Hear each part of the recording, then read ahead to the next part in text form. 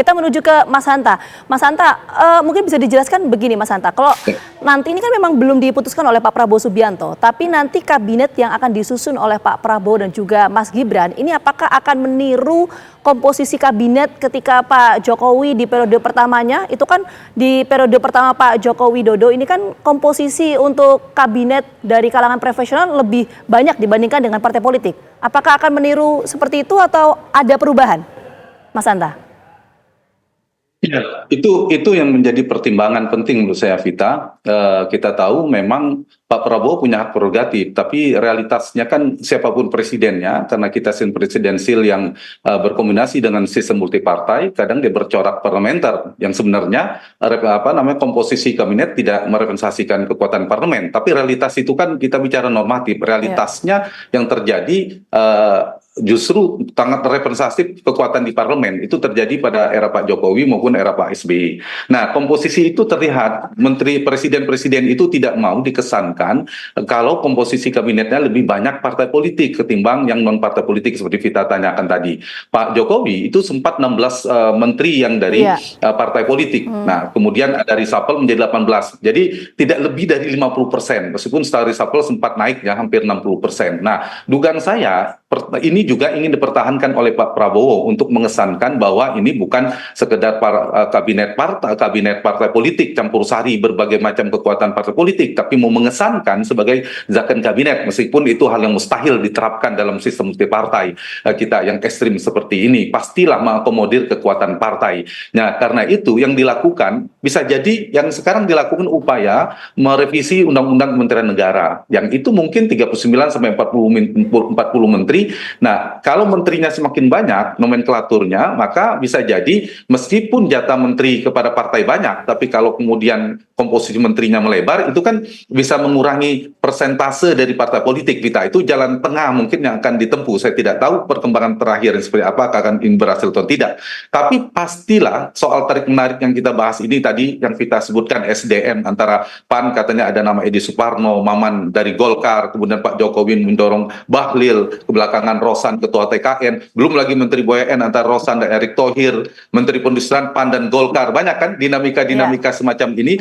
Lingkungan hidup juga, belum lagi orang-orang Pak Jokowi, Pak Pratikno masih menjadi kandidat kuat Mensesnek, kabarnya juga dari Pak Jokowi, Pak Tito Mendagri, Pak Erick Thohir, orang Pak Jokowi dan seterusnya. Nah, ini tidak mudah alias cukup rumit bagi Pak Prabowo jika ingin memuaskan semuanya. Tidak mungkin. Jadi sehingga pegangannya kita sedikit, Pak Prabowo berpegang pada konstitusi. Bagaimana tadi saya melanjutkan Bung Daniel, yang penting Pak Prabowo memiliki kualifikasi. 1, kapabilitas, 2, integritas, 3, loyalitas. Jadi orang-orang yang kompeten, orang-orang yang berintegritas dan memiliki loyalitas tegak lurus visi misi presiden. Karena itu kebutuhan teknokratiknya harus kuat racikannya ketimbang perimbangan politik dan juga memuaskan keinginan publik. Oke, Mas Hanta, mohon maaf saya potong sebentar. Artinya Mas Hanta, kalau kita bicara soal konteks komposisi atau pembagian kue kekuasaan di pos-pos menteri strategis ini, apakah mayoritas akan diisi oleh kalangan profesional atau justru partai politik untuk mengakomodir kebutuhan dari partai politik pendukung Prabowo Gibran?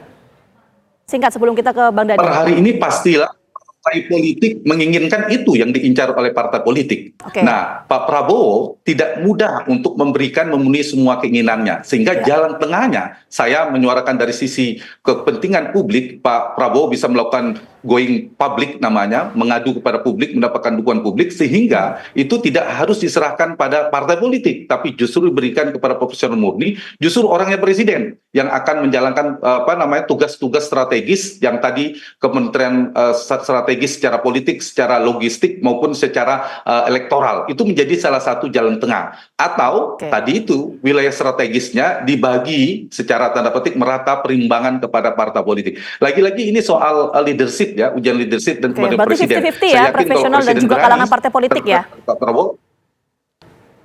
Ya. Berarti 50-50 ya, kalangan profesional dan juga partai politik. Singkat Mas Hanta, sebelum kita ke Bang Daniel. Ya, saya berharap maksimal 50-50, tapi sebaiknya tidak lebih dari 50% yang betul-betul partai politik, yang dari partai politik. Ada 3 sebenarnya, 1 kelompok murni, 1 partai politik, yang kedua murni non partai politik, yang ketiga adalah proporsional yang dititipkan oleh partai politik atau terafiliasi ke partai politik. Nah, jalan ketiga ini sebenarnya menjadi celah bagi partai politik dan presiden terpilih untuk mengambil orang-orang seorang partai politik meskipun dia bukan politisi. Tapi apapun kita menghendaki supaya persepsi publik positif bagi Pak Prabowo yang benar-benar tadi disampaikan Bung Daniel dikesankan zakon kabinet, maka profesional murni itu harus lebih kuat, lebih banyak ketimbang profesional partai. Saya mengistilahkannya profesional partai, Kita jangan tangkap dianggap poinnya. partai tidak profesional gitu. Oke, kita ke Bang Daniel. Bang Daniel, apakah nanti komposisi kabinet Pak Prabowo dan juga Mas Gibran ini akan meniru Pak Jokowi di periode pertamanya, kalangan profesional jauh lebih banyak dibandingkan dengan partai politik, atau justru 50-50?